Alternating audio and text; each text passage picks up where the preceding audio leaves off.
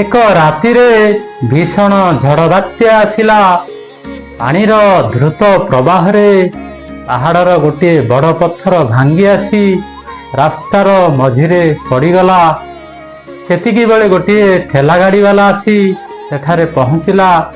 ପଥର ପଡ଼ିଥିବା ଜାଗାରେ ଗାଡ଼ିଟିକୁ ଅଟକି କାହାର ଆସିବା ପାଇଁ ପ୍ରତୀକ୍ଷା କଲା। କିଛି ସମୟ ପରେ ଆଉ ଜଣେ ଠେଲା ଗାଡ଼ିବାଲା ଆସି ପହଞ୍ଚିଲା। ସେ ପ୍ରଥମ ଠେଲା ଗାଡ଼ିବାଲାକୁ ଅଟକିବାର କାରଣ ପଚାରିଲା। କାରଣ ଜାଣିବା ପରେ ସେ କହିଲା, ଆମେ କୌଣସି ଶକ୍ତିଶାଳୀ ବ୍ୟକ୍ତିର ପ୍ରତୀକ୍ଷା କରିବା। ଧୀରେ ଧୀରେ ଆହୁରି କିଛି ଲୋକ ଆସି ପହଞ୍ଚିଲେ। ସେମାନେ ମଧ୍ୟ ଶକ୍ତିଶାଳୀ ବ୍ୟକ୍ତିର ପ୍ରତୀକ୍ଷା କରିବାରେ ଲାଗିଲେ। କିନ୍ତୁ ସେତିକି ବେଳେ ସ୍ୱାମୀ ରାମକୃଷ୍ଣ ପରମହଂସଙ୍କର ଜଣେ ଶିଷ୍ୟ ସ୍ୱାମୀ ଅଖଣ୍ଡାନନ୍ଦ ସେଠାରେ ପହଞ୍ଚିଲେ। ସମସ୍ତେ ଅଟକିବାର କାରଣ ବୁଝି ସେ କହିଲେ, ତୁମେମାନେ ନିଜର ଦାୟିତ୍ୱ ଅନ୍ୟ ଉପରେ ଲଦି ଦେବାର ଚେଷ୍ଟା କର ନାହିଁ। ଆସ ସମସ୍ତେ ମିଶି ପ୍ରୟାସ କରିବା।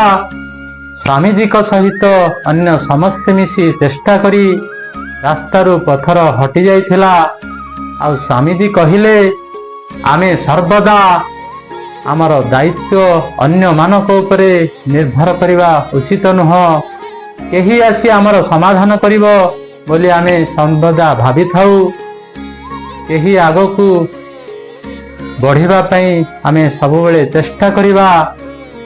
ଯଦି ଆମେ ଏପରି ଲାଗିବା ତ ଆମ ଜୀବନର ସମସ୍ୟା ଗୁଡ଼ିକ ସ୍ୱତଃ ସମାଧାନ ହୋଇପାରିବ। ଆଜିର ଉପସ୍ଥାପିତ ଏହି ଛୋଟ ବିଷୟରୁ ଆପଣମାନଙ୍କ ପାଇଁ ନୀତି ଶିକ୍ଷା ହେଲା ଯେ ଆମ ଜୀବନରେ ଯେତେ ବଡ଼ ସମସ୍ୟା ଆସୁନା କାହିଁକି ଆମେ ନିଜର ସାହସର ସହିତ, ଧୈର୍ଯ୍ୟର ସହିତ ଆଉ ଦୃଢ଼ ମନୋବଳ ସହିତ ତାର ସମାଧାନ କରନ୍ତୁ।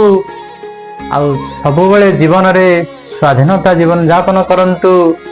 ଆଜିର ଏହି ବିଷୟଟି ଯଦି ଆପଣମାନଙ୍କ ପାଇଁ ଉଚିତ ନୀତି ଶିକ୍ଷା ହୋଇଥାଏ ତାହେଲେ ଆମର ଏହି ଚ୍ୟାନେଲକୁ ବହୁମାତ୍ରାରେ ସେୟାର କରିବାକୁ ଅନୁରୋଧ କରୁଛି।